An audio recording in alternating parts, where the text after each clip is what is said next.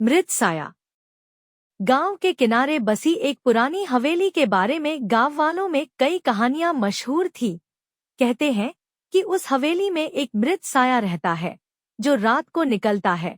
इस हवेली में कई सालों से कोई नहीं गया था, क्योंकि जो भी गया कभी वापस नहीं आया।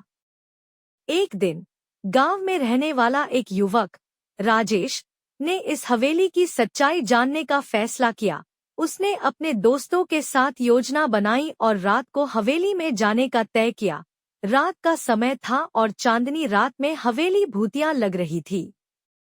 राजेश और उसके दोस्त जब हवेली के पास पहुंचे तो उन्हें एक अजीब सी ठंडक महसूस हुई। हवेली के बड़े दरवाजे से अंदर घुसते ही चारों ओर घना अंधेरा छा गया। उनके कदमों की आवाज हवेली के सूनेपन में गूंजने लगी। जैसे ही वे अंदर बढ़े, उन्हें एक बूढ़ी औरत का चित्र दीवार पर टंगा हुआ दिखा। कहते थे कि यही उस साये की असली मूरत थी। अचानक हवेली में अजीब अजीब सी आवाजें आने लगीं। राजेश के दोस्त घबरा गए और बाहर भाग गए, पर राजेश ने हिम्मत नहीं हारी और अकेला ही आगे बढ़ता रहा। राजेश ने दीवार पर लटके चित्र को ध्यान से देखा। तभी अचानक चित्र से एक काला साया निकलकर सामने आ गया। राजेश का दिल तेजी से धड़कने लगा। वह साया धीरे धीरे राजेश के पास आ रहा था। राजेश ने पीछे मुड़कर भागना चाहा, पर उसके पैर जैसे जमीन में जड़ हो गए थे। वह साया अब बिल्कुल पास आ गया था। उसकी ठंडी सांसें राजेश के चेहरे पर महसूस हो रही थी। अचानक साये ने अपने हाथों से राजेश का गला पकड़ लिया। राजेश की आंखें फट गईं। उसका शरीर कांपने लगा। उसकी आवाज गले में अटक गई और वह कुछ भी बोल नहीं पाया।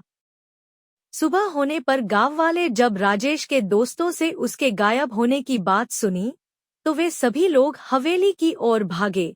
वहां पहुंचकर उन्होंने देखा कि राजेश का शरीर बेहोशी की हालत में पड़ा हुआ था, पर उसकी आंखें खुली थी और उनमें भय की छाया थी। वह कुछ भी बोलने की स्थिति में नहीं था। गांव वाले उसे किसी तरह से बाहर लेकर आए, पर उस दिन के बाद से राजेश कभी बोल नहीं पाया। वह हमेशा एक ही दिशा में देखता रहता, जहां हवेली का दरवाजा था। गांव वाले अब और भी डर गए और उस हवेली को हमेशा के लिए बंद कर दिया। गांव में अब भी रात को हवेली से आने वाली अजीब आवाजें सुनाई देती थीं। लोग कहते हैं कि वह साया अब भी वहां रहता है और उस दिन का इंतजार करता है जब कोई और हिम्मत करेगा उस हवेली में कदम रखने की।